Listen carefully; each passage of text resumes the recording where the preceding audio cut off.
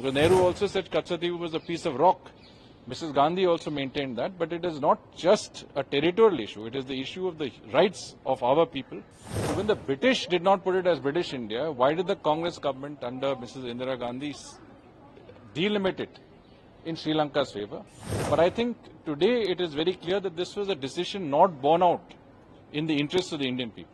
In some senses, try and rectify many of the wrong decisions taken historically. And that comes from Nehru's time. Because Nehru also said Kachadivu was a piece of rock. Mrs. Gandhi also maintained that, but it is not just a territorial issue. It is the issue of the rights of our people and the ability to fish well beyond Kachadivu. If Kachadivu was a part of India, then we would have had rights well beyond Kachadivu to fish. And our fishermen today would not have been in the same predicament had this agreement been properly worked out in 1974 and 1976. So when the British did not put it as British India, why did the Congress government under Mrs. Indira Gandhi delimit it in Sri Lanka's favor? There have been various specious arguments put forward which I have seen in the media.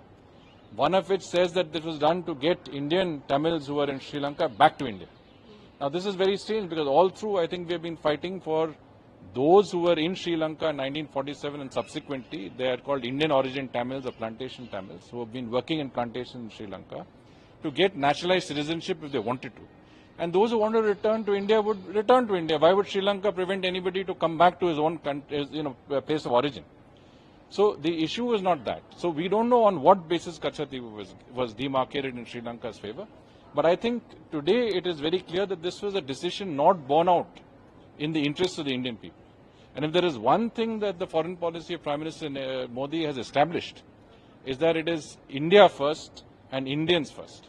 And that policy, I think today has stood us in good stead in many of the external related issues that we are handling on a global basis. But this issue, I think, is something that has also brought out the other factor that Karunanidhi, the patriarch of the DMK, was consulted extensively and his approval in principle was obtained, a concurrence in principle was obtained before the issue was actually put forward and the agreement was concluded.